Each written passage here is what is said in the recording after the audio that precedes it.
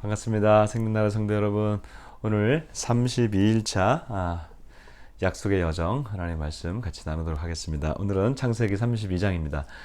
여러분 아브라함, 이삭, 야곱 이 세 명의 믿음의 조상 중에서 야곱이 가장 좀 독특한 어떤 성격이라고 그랬죠. 그 성격은 좀 욕심이 많고 그리고 교활하고 지기를 싫어하고 어떤 그런 성격이잖아요. 근데 사실 그것에 야곱의 성격의 피해자는 누구냐면 그의 쌍둥이 형인 에서입니다. 그리고 에서 때문에 야곱이 도망갔고 그다음에 20년을 그가 따로 지내서 살다가 이제 20년 만에 하나님 안에서 그가 돌아오게 됩니다. 가나안 땅으로 돌아오게 되는데 오늘은 이제 돌아오는 그 말씀입니다. 20년 지났으면 다 잊어버릴 만도 하고 그리고 이제 형도 잊어버렸겠지 뭐 그런 생각을 가지고 올 수가 있는데 아니요, 하나도 잊어버리지 않았어요. 잘못된 관계 처음부터 용서하고 화해하지 않으면 여러분 20년이 지나도 30년이 지나도 저는 에서와 야곱의 이 관계가 20년의 관계가 남한과 북한의 관계 같아요. 그래서 지금 70년이 지나도요 해결되지 않았어요. 그냥 덮으면 되겠지, 안 돼요. 다음 세대 모르니까 그냥 다음 세대는 그냥 자연스럽게 되겠지, 안 돼요. 여러분 반드시 진실은 드러나야 되고 그리고 거기 안에서 용서와 화해가 일어나야 되는 것이지. 그러니까 서로 양자 간에 대면하면서 야 이제 끝내자 라고 하는 그런 분명한 합의가 일어나야 되지, 그냥 술에 술 탄 듯 물에 물 탄 듯 그렇게 넘어갈 수가 없어요. 물론 2대, 3대, 4대까지 가면 그냥 다 잊어버리고 하긴 하겠지만 역사적으로 해결되지 않으면 그리고 이것이 공식적으로 해결되지 않으면 그것은 화해와 용서는 일어날 수가 없고 미래로 나갈 수가 없다는 것이죠. 70년 지났어요. 저희가 오늘 야곱이 돌아옵니다. 돌아오는데 그가 이런 말을 해요. 야, 이 형이 11절에 보니까 에서의 손에서 나를 건져내시옵소서. 에서의 손에서 나를 건져내시옵소서. 내가 그를 두려워하면 그가 와서 나와 내 처자들을 칠까 겁이 나기 때문입니다.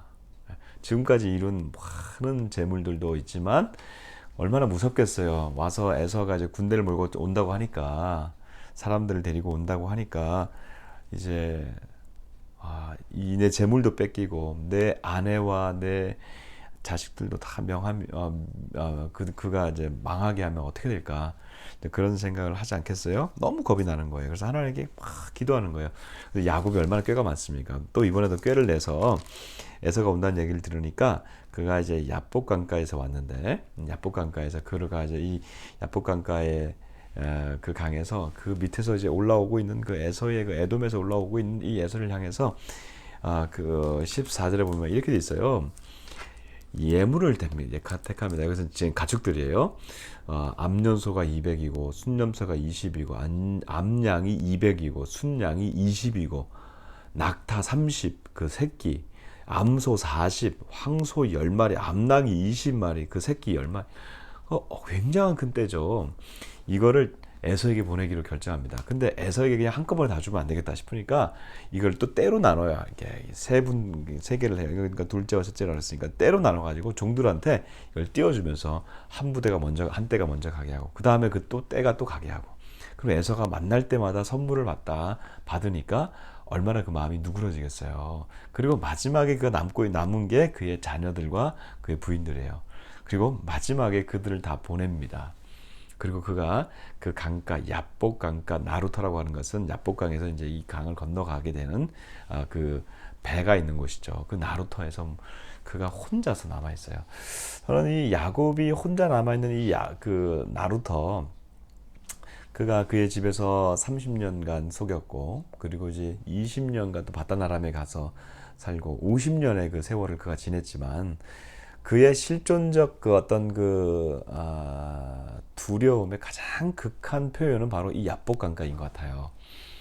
형을 피해서 집에서도 아버지가 어머니가 보호해주니까 형이 죽일 수 없었잖아요. 그러니까 30년을 그가 보호받았다 그러고, 그리고 바다나람에서 형을 피해서 20년을 그가 피해 살았어요. 그러니까 50년 동안 사실은 안전하게 산 게 아니라 50년 동안 두려움에 쩌들어 살았고, 드디어 이제 마지막에 그 두려움의 실체인 에서를 만나게 되죠.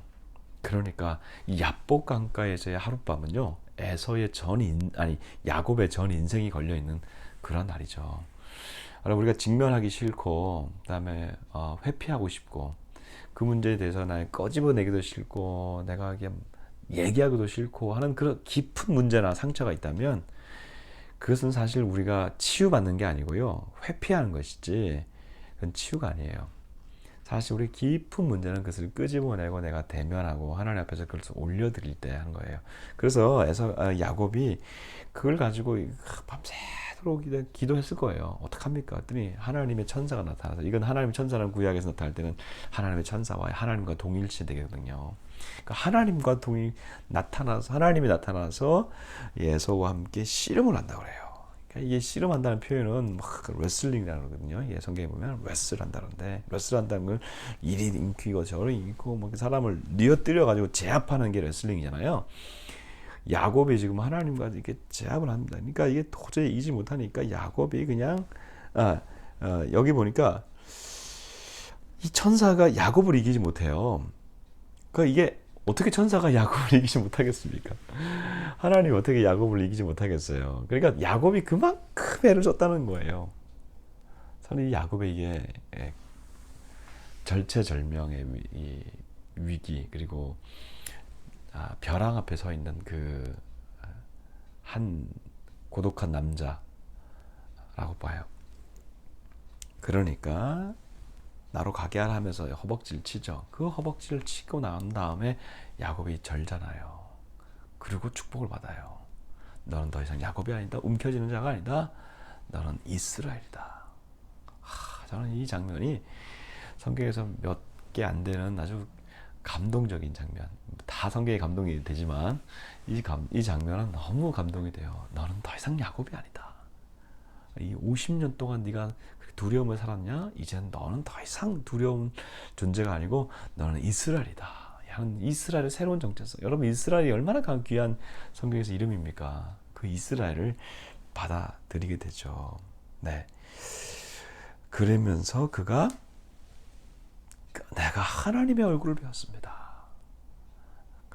천사가 떠나니까 내가 하나님의 얼굴을 배웠는데 내가 죽지 않았습니다. 라고 하면서 그게 그 이름을 파니아가 이게 얼굴이고 엘이야 하나님이거든요. 그러니까 하나님의 얼굴이다 해가지고 그 지역을 브니엘이라고 하는 지역으로 이름을 만들어요. 그래서 브니엘, 내가 하나님의 얼굴을 배웠습니다. 이 야곱의 이 고백, 그리고 야곱의 이 가장 깊은 문제, 이것은 하나님을 만나면서 해결됐다는 것을 알 수가 있습니다. 그 다음 날, 이제 내일 보면 알겠지만 33장에서는 에서와 만나는데 이 모든 문제가 해결이 돼요. 여러분, 용서와 화해는 나와 그 사람의 관계가 아니에요. 나와 하나님의 관계가 먼저 해결되고, 하나님 안에서 해결되고, 그리고 이제 그 다음에 가서 용서해야 되는 거예요. 이 둘 중에 하나라도 빠지면 안 돼요. 양자 간의 해결하면 제일 좋겠죠. 그러나 하나님과의 해결림이 없으면 그건 인간 간의 관계예요. 하나님과 먼저 해결하고, 그리고 가서 정확하게 그 인간과 함께 해결할 때에 진정한 용서와 화해가 일어나게 되는 것입니다. 저는 이 야곱의 이 용서하는 이 장면을 보면 우리 민족이 어떻게 해결해야 되는지 정말 볼 수가 있는 것 같아요. 남과 북의 이 문제, 그리고 한일의 문제, 이 한국과 일본의 문제도 정말 이런 문제잖아요. 그러니까 중국과의 문제도 사실은 우리가 북한과의 문제가 가려져 있어서 그렇지, 중국이 사실은 북한을 도와서 이 민족이 또 6.25에 또 참전했잖아요. 그러니까 한국 전쟁에 참전을 했잖아요. 그러니까 그 문제도 사실은 북한의 앞에 서 있기 때문에 우리가 가려져 있습니다만은 나중에 중국과의 문제도 이것도 상당한 문제거든요. 러시아의 문제, 러시아도 문제도 그렇죠. 러시아가 사실은 북한이 쳐들어올 수 있도록 스탈린이 이걸 허용해 준 문제거든요. 그러니까 이 모든 이 동북아의 나라들과 인접국과 우리는 다 연결되어 있습니다. 사실은 이 적대감의 문제가 연결되어 있어요. 그렇기 때문에 우리가 정말 하나님 앞에 은혜를 구하고 하나님의 마음으로 이 인접 국가들과의 관계를 해결하여 나가지 않으면 이 민족에는 소망이 없다는 것을 알 수가 있습니다. 오늘 그 마음을 가지고 오늘 기도하는데요. 하나님 이 나라에 이 깊은 이 묶여 있는 분단의 이 장벽 하나님 예수의 피로 이 묶임이 풀려나게 해주시고 예수의 피로 하나님 이 땅을 치료해 주십시오. 우리 같이 기도하고요.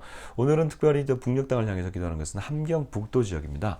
여러분 함경북도는요, 이게 이제 중국과 러시아를 맞보고 있는 그러한 땅이에요. 그래서 우리 함경북도가 열리면 특별히 러시아로 나아갈 수 있는 철도가 열리게 되거든요. 이 러시아의 문이 열려지게 해달라고 기도하고, 특별히 이제 오늘 또 함경북도를 위해서 기도하면서 함께 또 세계를 위해서 기도해야 되는 나라가 어디냐면 유럽이에요. 여러분 러시아로 열리면 어디로 갑니까? 러시아 그 시베리아 횡단 열차를 타고 어디로 가죠? 러시아를 지나서 유럽으로 갈 수가 있잖아요. 그래서 우리가 유럽을 위해서 기도하는데, 유럽에 이제 많은 나라들이 정말 서구 나라잖아요. 그러니까 유럽의 그 나라들이 주님 앞에 돌아오게 달라고, 복음의 전진기지였던 그 나라가 우리나라에까지 복음을 전했던 그 나라가 이제는 복음의 불모지가 되었습니다. 복음을 다시 들을 수 있는 나라 되게 달라고 우리 유럽을 위해서 영국과 서유럽과 그다음에 동유럽을 위해서 기도하고, 북유럽 특별히 그 무신론 사회가 되어버린 그 북유럽이 주님 앞에 돌아오게 달라고 같이 기도하면서 나아가십시다. 우리 특별히 또 교회 이전 문제도 하나님 은혜 가운데서 잘 또 진행되게 해달라고, 우리 생명나래 교회도 주의 은혜로 우리가 또 날개짓하면서 가게 해달라고, 우리 또 교회 이전 문제도 주님 앞에 올려드리며 계속해서 쓰임받는 교회 되게 해달라고 기도하십시다. 기도하겠습니다. 사랑하는 주님 감사합니다. 야곱의 하나님 50년의 그 두려움의 하나님 그 시간들을 하나님 두려움만 했지 정작 직면하지 못했던 하나님 그날이 드디어 왔습니다. 하나님 그 시간에 야복 강가에서 하나님 그 절체절명의 하나님 그 시간 가운데 하나님 찾아와 주셔서 그 야곱의 마음을 만져주시고 야곱의 하나님 마음을 누구로 떨어주시고 그 두려움이 사라지니까 다음날 에서와 화해할 수 있었던 것을 기억합니다. 하나님을 만나게 해주십시오. 우리가 하나님을 만나게 해주십시오. 그리고 하나님 앞에 서게 하여 주십시오. 이 민족의 하나님 분단의 문제도 하나님, 이 민족도 우리 하나님 앞에 서게 하여 주옵시고 우리 가정도 하나님 앞에 서게 하여 주십시오. 주님 함경북도를 위하여 기도합니다. 북녘 땅 하나님 함경북도가 주님 앞에 돌아오게 하여 주옵시고 그 땅에 있는 하나님 또 수많은 도시들 하나님 무산과 온성과 남양과 낮은 선봉 하나님 그 모든 도시들이 두만강 유역이 주님 앞에 돌아오게 하여 주시고 하나님 특별히 또 러시아로 하나님 또 나아갈 때 유럽 땅이 열려지게 해주시고 하나님 러시아를 지나 유럽으로 반드시 가서 하나님 그곳에서 하나님의 복음을 전할 수 있도록 인도하여 주옵소서.